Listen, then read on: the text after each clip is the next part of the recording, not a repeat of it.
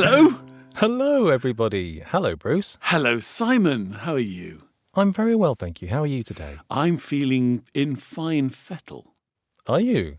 Yes.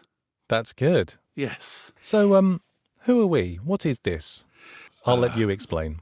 Well, we are voices. Well, Yeah. everybody has a voice. Most people have a voice. But we use ours professionally because we're voice artists, voiceovers, voice actors, whatever you want to call it. We do the voices on stuff. Yes. And Simon and I have been friends for a while now, and we both have common interests. We both like facts. We both like useless facts, ideally. The more useless, the better. And we're both fascinated by the world. I think generally the world, actually. Yeah. And with these podcasts, we pick a subject which we think is going to be quite dull, hopefully. Turns out never to be dull. But we don't discuss what we're going to be talking about. So it could be that Simon and I one day will have researched exactly the same things, and it'll be quite sort of, yes, I know that. Yes. But mostly it's, oh, you've researched that, have you? Great, because I didn't. We seem to complement each other well. We do. And I think it works really well. So what are we talking about today, Simon? What's the exciting and interesting subject that we're going to be discussing? Well, Bruce, on this week's episode of Factoraly, we are going to be talking about flags. Oh, we didn't say what the podcast's called together, did we? That's all right, I've just done it. Okay, fine. Flags, you say? Flags, I say, yes. Are you talking about sort of like flags of all nations? I'm talking about all sorts of flags. Because I'm not. Are you not? I've decided, with one exception, I'm not going to talk about anything to do with national flags. Now, I've picked one particular national flag. I wonder whether we've picked the same one. We'll find out in due course. We will. So, Simon, what's the definition of a flag, then? It depends where you look. The Oxford English Dictionary definition of flags is long-winded and awkward and confusing. But the Merriam-Webster Dictionary says that a flag is a piece of cloth with a special design that is used as a symbol or for signalling. The word flag, written as it is written in English, first appears around the 16th century. It's one of those words that etymologically we're not 100% sure where it comes from, but there are suggestions it might come from the Norse word flaka, meaning to flutter, or possibly the Proto-German word flago, meaning flat. But yeah, so that's what a flag is.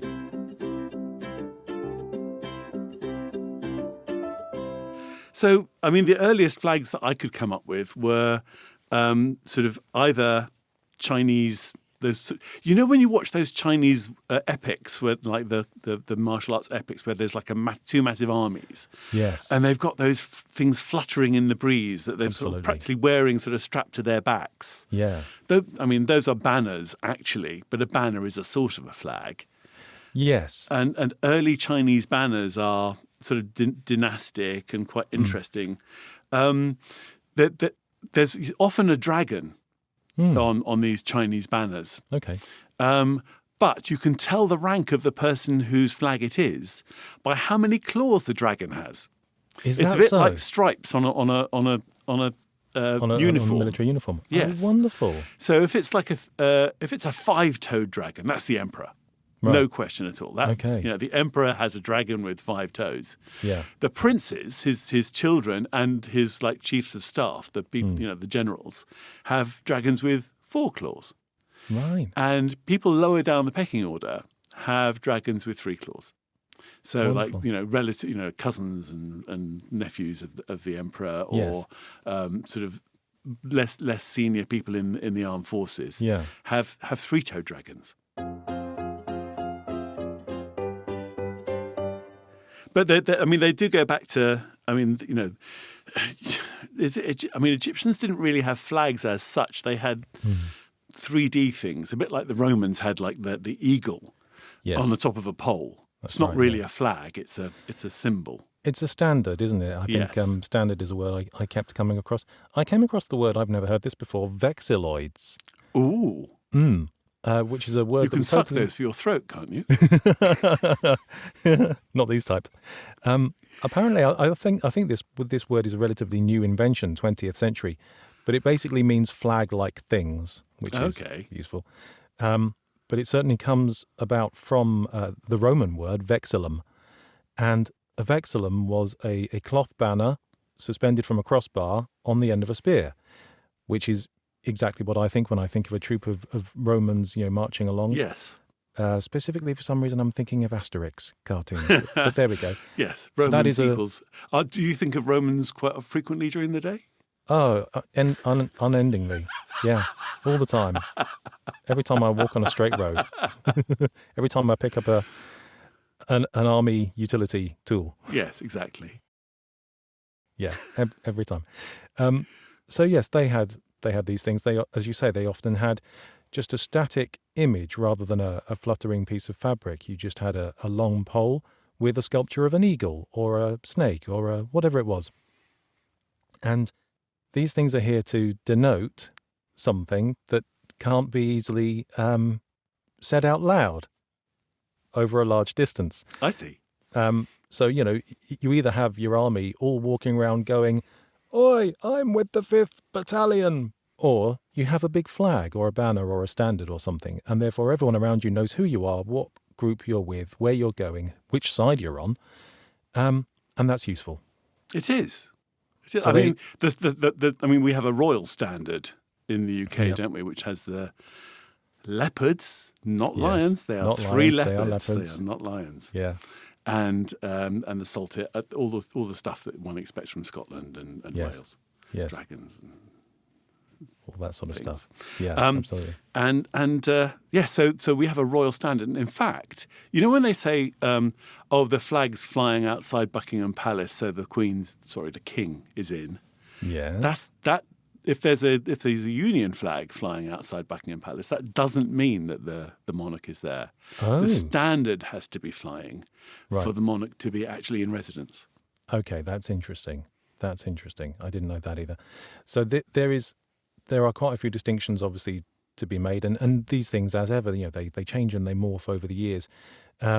So all rulers have kind of a personal standard, as you've just said, which denotes their family, their heraldry, sometimes even their name.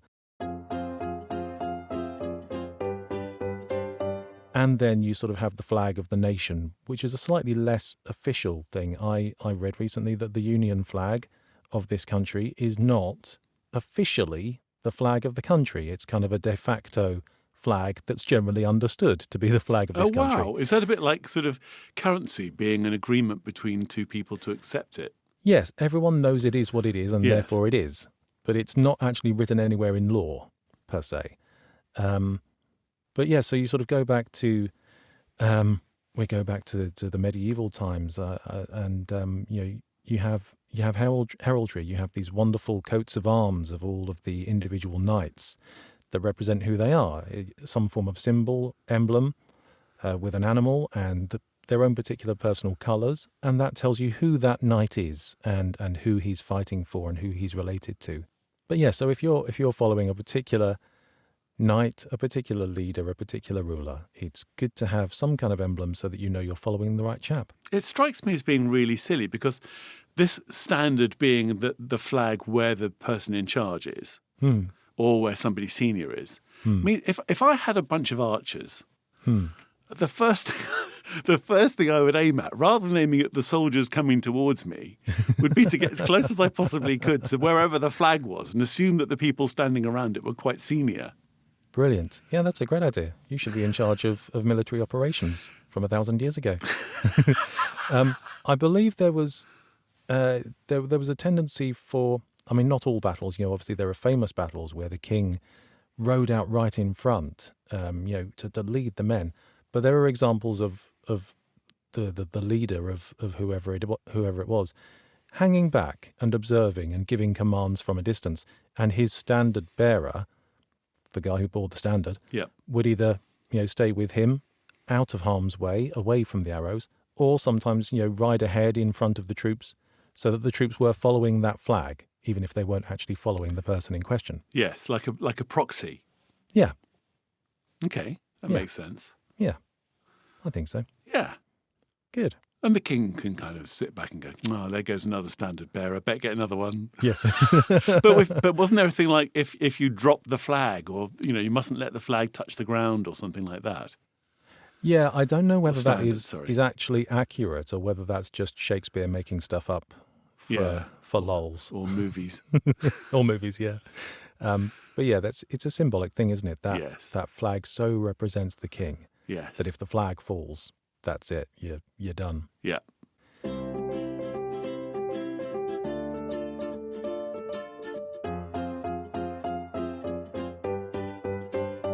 There is something about the royal standard, though, which is the UK royal standard, which is quite interesting.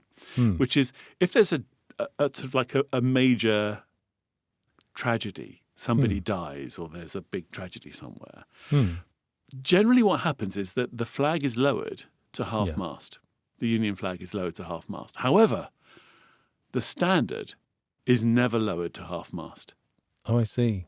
What it can have, which is quite interesting, which is what this podcast is all about, is a thing called a mourning cravat.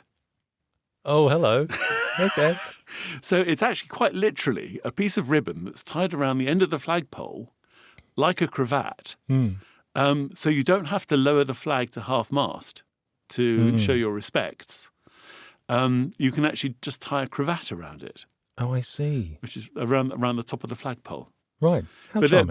there is a system for lowering a flag to half mast. I don't know if you know this, but I don't. what you have to do is you have to put the flag all the way up to the top to show that you could have put the flag all the way to the top. Right. But then you decide to lower it, Oh, I see. and not to halfway. It's about 2/3 of the way up, because Okay. that visually looks like about half. Because you're looking at it from a distance. Yeah, and because you're looking up and from a distance. the battlements get in the way of the bottom. Exactly. Right. Exactly. So it's all the way up, down by 2/3, and tied off. And if you want to, you can put if you've got somebody who's got a long enough ladder, you can put a mourning cravat on the top as well.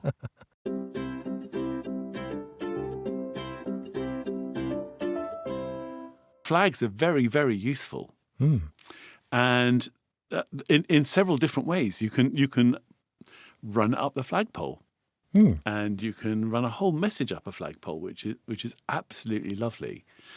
And in the show notes, I'll put a key code to what each flag means. Oh, goody. Can't wait for that. But there are some fascinating things. Like, I remember my late father-in-law talking about, because he was from the coast, talking about ships coming in, flying the yellow flag. It's called the Yellow Jack. You know, we call it the Union Jack because it's a small Yes. flag. The Yellow Jack is a yellow flag okay. on a boat. Right. And the yellow flag on a boat means that there is something contagious on board. Oh. And you shouldn't try and board the ship. You should basically just leave it alone until Yeah. whatever malaise is affecting the crew Right. has passed, or the crew's all dead, or one or Right. the other. But yeah, so the yellow flag means death. But you can send entire messages just running flags up flagpoles. Or actually, then generally not up the flagpole, they're generally up a sort of a line that's attached to the flagpole. So they're Okay. more diagonal. Yes. Okay. Okay. There are lots of different colours in Yes. them. And one of the colours of those flags is just a pure red flag. Okay. And it's quite a pretty red flag, which basically says danger, there may be explosives on board. It's a warning. A warning flag. Red is a warning. Yeah. Red means danger. It's a warning.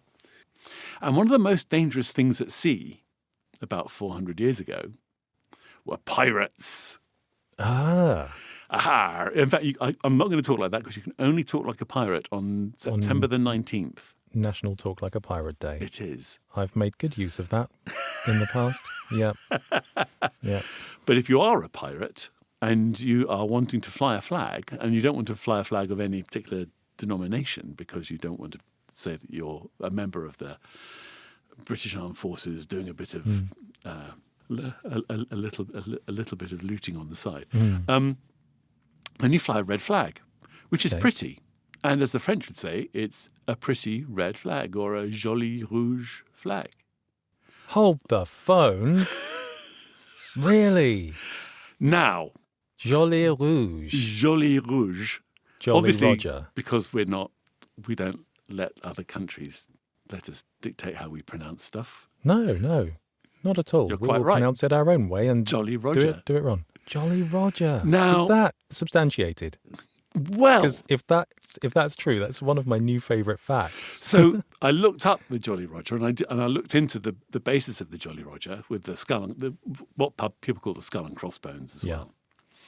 Now, there are 3 different explanations of why it's called a Jolly Roger. The first one is that there was a Pembrokeshire pirate called Bartholomew Roberts, the Dread Pirate Roberts. Oh yes, I've heard of him. You have. Yeah. He was known as Barty Doo, or Black Right. Barty. Right. Doo being Celtic for black. Okay. And he had his personal flag, which was a skeleton on a black background. And other pirates just liked the design and copied it. Yeah. But Barty, this guy, Bartholomew Roberts, wore a bright red coat. Ah.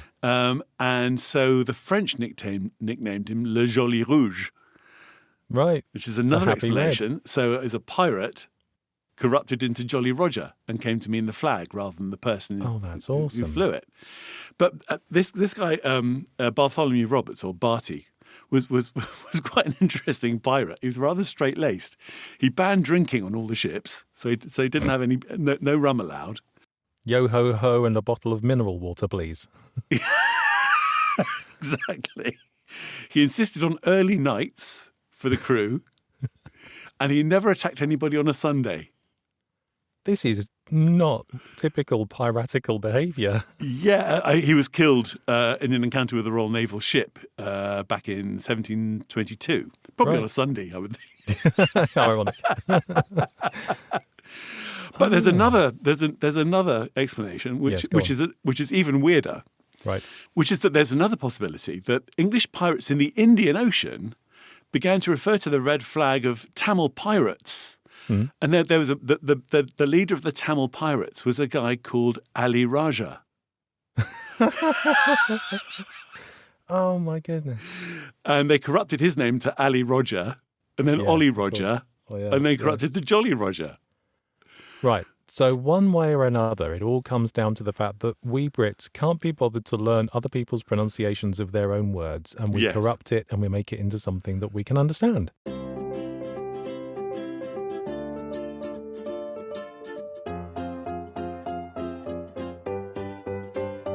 So the English flag is a red cross on a white background. It used to be the other way around. It used to be a white cross on a red background. So somewhere around The Swiss have that, though, don't they? They do, yes. I mean, this it's was not much of a before they nation, had but that. the flag's a plus. Oh. Where's my drum sound effect? I'll plug that in later.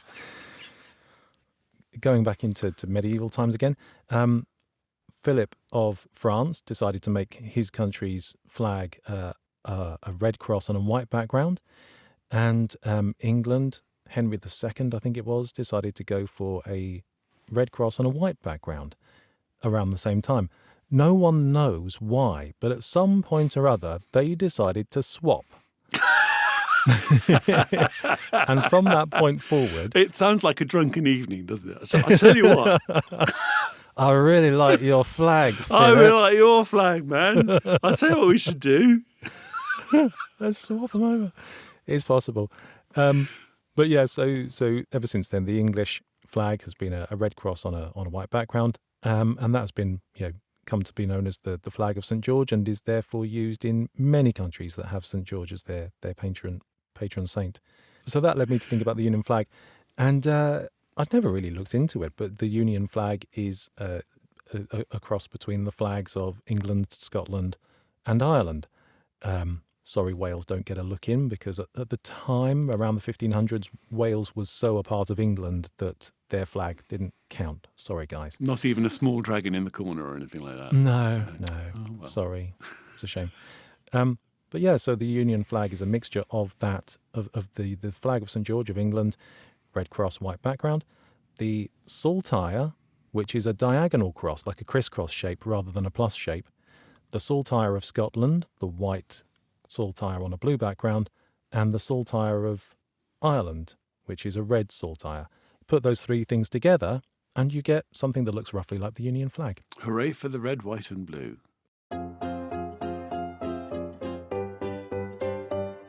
Except that's the American That's flag. America. But talking of, okay, this is the only national flag that I actually researched, and I want to talk Yes. about burning them Yes. because I've always thought that like burning an American flag was like Right. like says that you're rebellious. Ah. It says that you hate the West. It's all that sort of stuff going on. However, Americans burn flags on Flag Day. And Flag Day in America is June the 14th. Right. And it goes to the adoption of the flag in 1777. Mm-hmm. And that's when the basis of that 13 original states and all the multiple states since in the stars was adopted as the flag. Mm. However, we all know that flags get tattered a bit and they all get a bit scruffy. Yeah, sure. But what do you do with a scruffy American flag? You can't just chuck it in the bin because that would be disrespectful. insulting and Yes. disrespectful. So they have what they retire them. Okay. So you can retire an American flag. You fold it up. You see these at funerals and things. They've folded Yes. American flag properly. Yes. So you fold it properly and then you chuck it on a fire, ideally on June the 14th. Right. So that's then a respectful way of retiring a flag. So all over America on that day, old, worn-out, tattered flags are given a send-off. Yes, Huh. yes. And they call that day Flag Day. Great. Whereas in the UK, we also have flag days. Right. But our flag days are more to do with charity. Okay. I don't know whether you're probably too young to remember this, but these days when you donate to charity, they give you a sticker to stick on your lapel, or you can get a nice badge. Yes. But when they first started doing Flag Day, they were actually a piece of paper that was scrolled around a pin, Okay. like a normal sort of dressmaking pin. Yeah. And that pin was what you put in your lapel. And this was started by a lady called Agnes Morrison in Glasgow just after the First World War to raise money for soldiers. Okay. And so she would go around selling these little flags, and I'll put some pictures on the show notes. They've got little. Yeah. They're quite. Some of them are just straightforward Union flags. Some of them have got little messages on them as well, and they are delightful. And when I was growing up, they still did these little pieces of paper as flags that you put in that you sort of pinned to yourself. Right. Okay. Now it's more likely to be a badge or a sticker. Yeah. But a Flag Day is generally a day when you give to charity.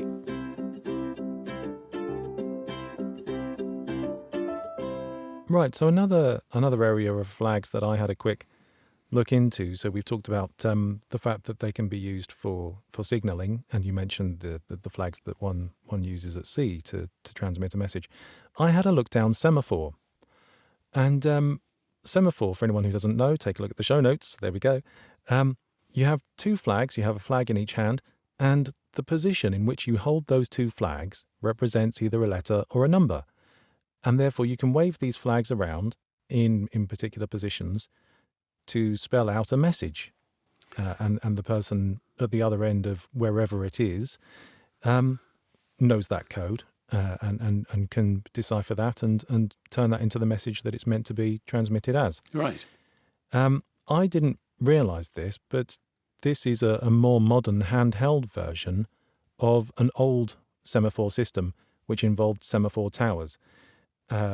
Which there's one fairly near me, actually. There's a semaphore tower up on a hill that was part of the Trafalgar Way that had a series of towers from Greenwich to the sea where the fleet was kept, and they transmitted signals from one tower to another by use of large mechanical arms. So you picture the two little semaphore... Sticks. Huge great sticks. Big sticks with a plank on the end. And these arms were mechanically shifted around into different positions in exactly the same way that a person holding two semaphore flags does. Or the other method was to have a light shining in this tower and sort of shutters in front of it and those shutters would be mechanically opened and closed one by one in different orders, in different sequences, so that the light showed this particular signal. And I'd never realised. I looked into pictures of these mechanical semaphore towers, and they look alien. They're quite. Yes, it's a bit like sort of stick men. But you have to make sure that each of the towers on the way is manned, that the person who's in the tower is actually looking in the right direction. Yes. Brilliant. But you can get a message from Admiralty Arch, or you could get a message from Admiralty Arch down to the sea that fast.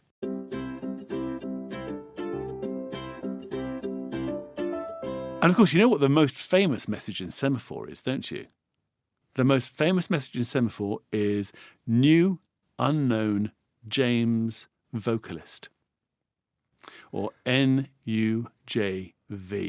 Now, James was the full name of James Paul McCartney. Ah. So if you look on the cover of Help, the Beatles album, they're all doing semaphore. Yes. And you think, oh, that must be the semaphore for HELP. And That's what I'd always assumed. It isn't. It's the semaphore for, well, it depends. In the UK, it's the semaphore for NVUJ, which is how Robert Freeman shot it that way. But in America, they switched two of the Beatles around. Right. So in America, it reads NUJV. Right. And this is obviously in order to signify the fact that Paul McCartney had recently died. Yes, but no. Cool. Given that he's still alive. Or is he? Or is he? But yes, so semaphore NVUJ is probably the most famous message that means nothing in the world.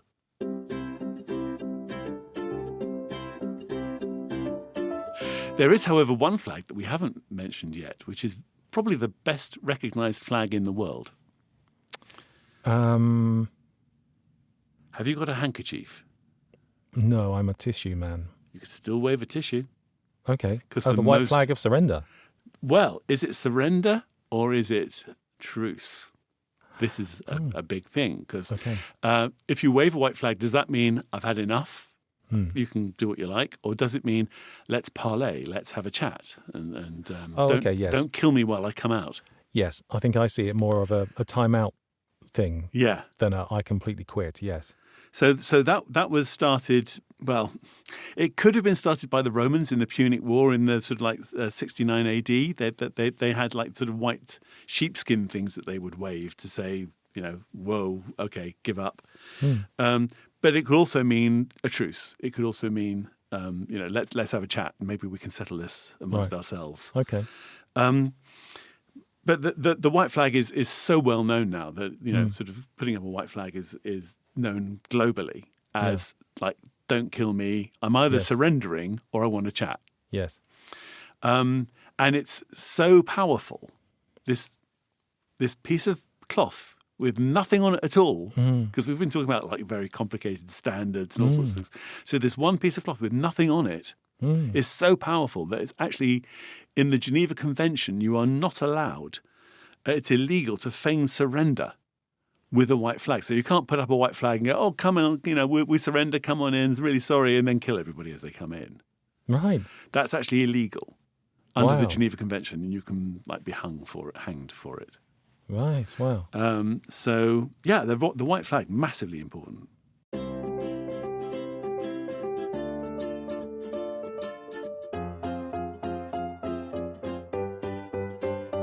I briefly thought of another type of flag, which I could have sworn you were going to do, and therefore I've done no research on it whatsoever. Racing flags. I have done research on racing flags. Boom. But go ahead. No. I deliberately didn't do any research on it because I thought, Bruce will have that one covered. And he did. Look, I didn't actually have to research. To be fair, I didn't have to research. Know it anyway. I just knew what they are anyway. They're all they're basically martial flags, which tell you various different things, like you're on fire, or you're being a naughty boy, or there's dead chickens on the track, or whatever. Right. We could tell you anything. So you have to be careful about. And now, again, show notes, blog, factoraly.com. absolutely. There'll be a key to show you what they are. But what I found interesting was that they sell the checkered flags used at events. So, for example, in 2014, in American events, they generally wave 2 checkered flags. Yes, I've and seen they're that. usually quite close to the track. Yeah. So there's some madman out there waving 2 checkered flags. Yes. And the ones from the Indy 500 in 2014 recently sold for $2.5 million. Oh my goodness. Wow. And selling the checkered flags off afterwards, usually for a good cause that's motorsport based, Yeah. is a thing in America. Yeah, so I mean, car racing flags. I mean, everybody knows the checkered flag. Yeah. Absolutely. The origin of the checkered flag possibly was an old tablecloth that somebody used to signal the end of a race. Okay. Usually, probably a French thing, Right. because the French do have those nice black and white checkered tablecloths.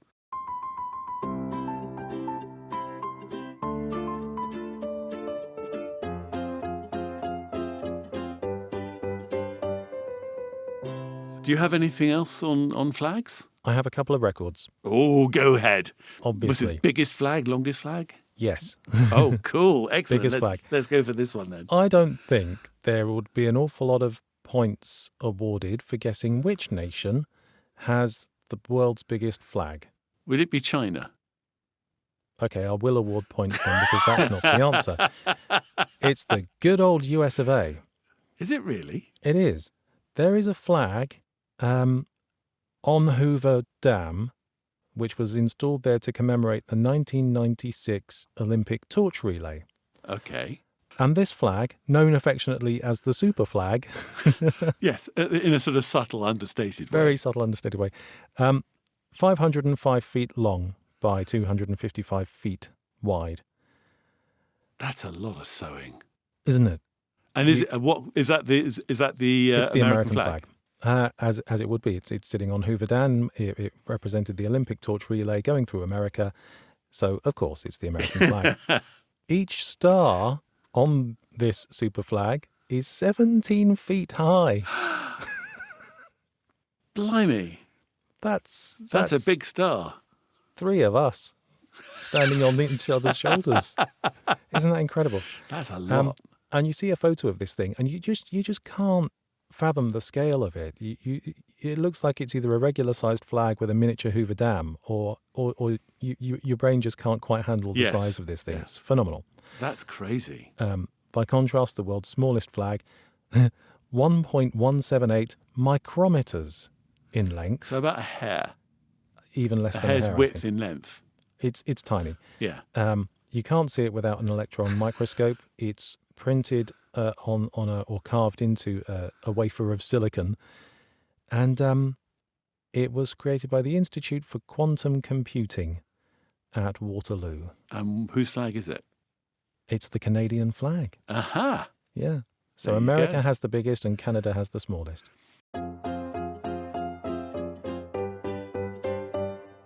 So that's it for flags, I think. I believe so. I'm out of flaggy facts. I think I've fluttered and flown all my flag.